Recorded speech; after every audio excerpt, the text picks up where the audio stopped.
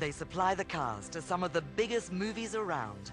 Film24 introduces you to Action Cars next.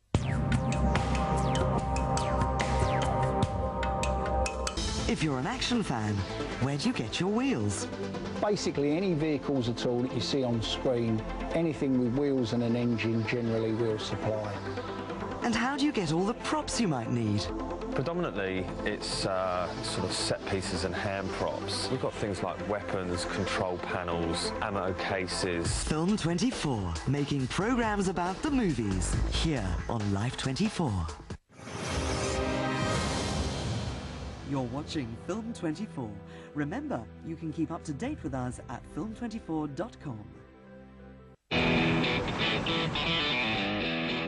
Pinewood Studios plays host to many different companies and services supplying the movie industry, from lighting companies to specialist services like this one, Action Cars.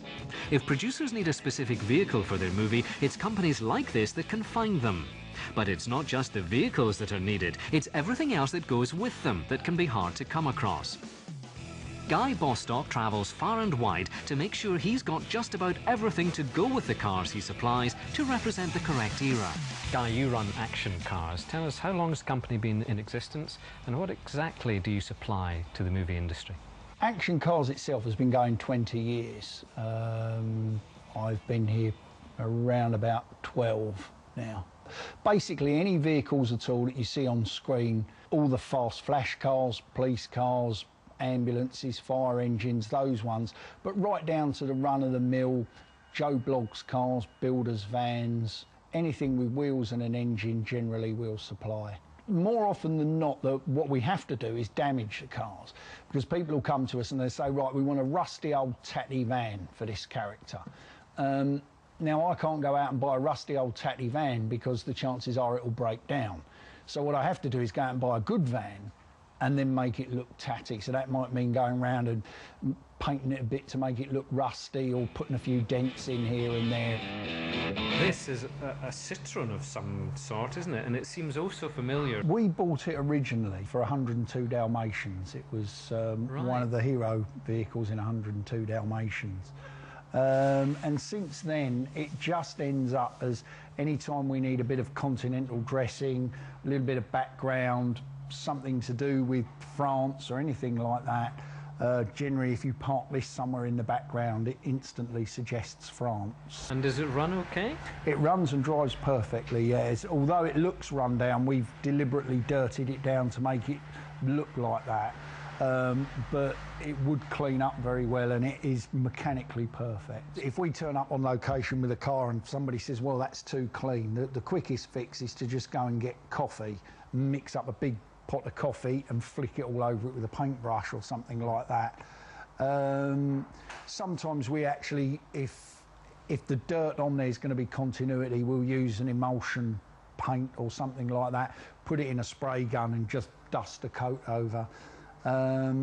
Usually though, just a bit of mud splashed up the wheel arches and things like that. If we want to create dents or scratches, we use crayons. Slide a crayon down the side of a car and it looks like something's run down the side of it and it just wipes off easily afterwards.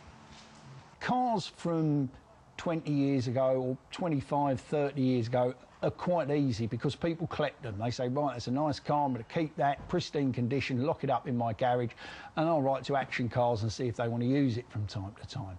Where we struggle is late 80s, early 90s, cars that people don't think are collectible, cars that people will just throw away because they're not worth anything. And undoubtedly, if anybody rings me up and says, we're doing a period film, we're set in the 1990s, something like that, and we want this list of specific cars, then I know I'm going to struggle because they're just not collectible and people, they're worth £200–300, and when people are finished with them, they throw them away and they end up in breakers' yards and things like that. And Mark IV Cortinas, you know, there are just so few of them out there, and yet everybody always wants to see them. Action Cars has supplied dozens of films with a whole host of vehicles. Stormbreaker is one of their latest. This blockbuster movie is based around a 14-year-old special agent.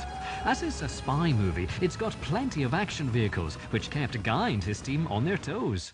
Probably the most fun we've had was Stormbreaker. Certainly the best fun we've had in recent times anyway, which is about a sort of 14, 15-year-old James Bond type character.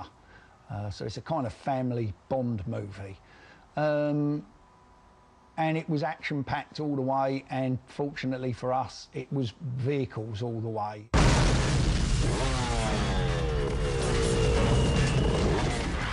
It was the kind of film that you dream of doing. It's crash, bang, wallop all the way. It was motorbikes, which I love. Big motorbike chase in it.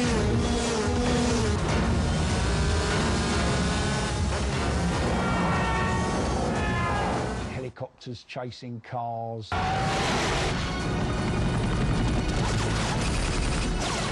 Quite an awful lot of vehicles on that over in the Isle of Man.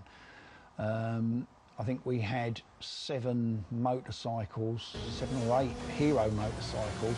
We just moved everything and everybody out to the Isle of Man. We set up camp in the Isle of Man, and we had 6, 7 weeks of every day there was a stunt going on. Every day there was excitement, crashes, explosions, helicopters, and it really was a fun job. The crew were great fun.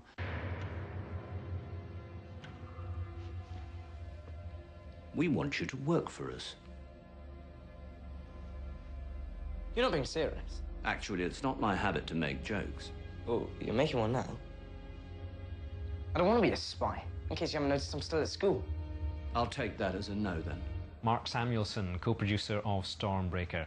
Why do producers like you go to companies like Action Cars? Well, one of the things about making films in the UK is that, particularly because we've got the benefit of the huge American movies that are made here, is that there's the most amazing infrastructure, and there are many companies like, for example, Action Cars, who supply equipment and expertise to movies, and they are absolutely as good as it gets anywhere in the world. And in fact, if you want to make a huge American studio film, you use these people, and if you want to make a relatively big but British independent film, you get to be able to still use the same people. Action Cars had to provide us with an incredible range of vehicles.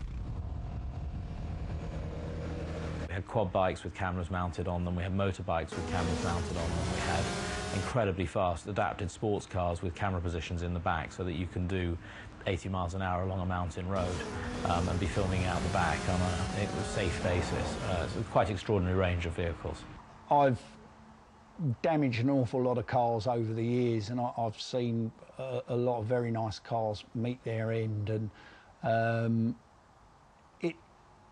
it's a job at the end of the day, and I don't really think about it. It's a question I get asked a lot, but I don't really think about it. The most important thing for me is that the car does what it's supposed to do on screen, and if that happens, then I'm happy. But the 4 spikers that we had for Basic Instinct were actually supplied from Spiker. If you've got a big name artist in a movie, generally the car companies will want somebody like Sharon Stone in their car, and therefore they'll supply the cars for free to the production. So we were given 4 of them. We were given one which was actually doing all the driving shots, which were the external shots that we did up at Canary Wharf. We were given another one, which was an absolute concourse, no mileage car, which was going to be used in the studio for the interior shots with Sharon Stone and Stan Collymore. And then we were given another 2, because in the movie the car ends up in the Thames. So we were given a sort of half-dummy one which we could fire into the Thames with a cannon, and a 4th one which we could actually put into the underwater tank at Pinewood and shoot all the stuff in and around the car. But it takes a lot more than just being a dap hand with anything mechanical if you want to be one of the industry's prop car suppliers. So, Guy, it's not just about sourcing the cars. You've got to get them ready for the production, which means you need lots of accessories, don't you? Absolutely. Well, we just keep everything. We've had a lot of this stuff for years and years, but these are old microphones. So when we're supplying period police cars and things like that, they'll just be stuck to the dashboards of cars. That's like a Z Cars one, right? It is. I mean, they go right. We've got things here that go right back to the 50s and 60s. It's an Aladdin's cave, really, of all sorts. It is. Of I mean, to do with cars, learner plates, and yeah, all these mobile these phones. These are cab signs, and these are car phones. If you're trying to suggest that a car's around in the 80s, then you've got to have the phones that would be fitted to the cars. Even before the mobile phone. Even before the mobile phone. So that's why we keep car stereos. We've got right back to the old 8-track car stereos with the 8-track cassette. So if we're shooting anything of that era, we've got the correct stereo in the car. This is basically the striping that we use on the sides of the police cars. Now, it's strictly not what's on real police cars, because the stuff that you put on real police cars is reflective. And although this is very bright, it isn't actually reflective. If you use the real stuff, the minute the car drove into shot at night with some lights on it, the whole screen would just white out. So we do cheat them a bit, and we don't use the actual stuff, but this is pretty close without lighting up the whole screen to what real police cars have on the sides. After the break, we take a look at Action Cars' bread and butter motors and the fine detail needed to supply vehicles to the movie world.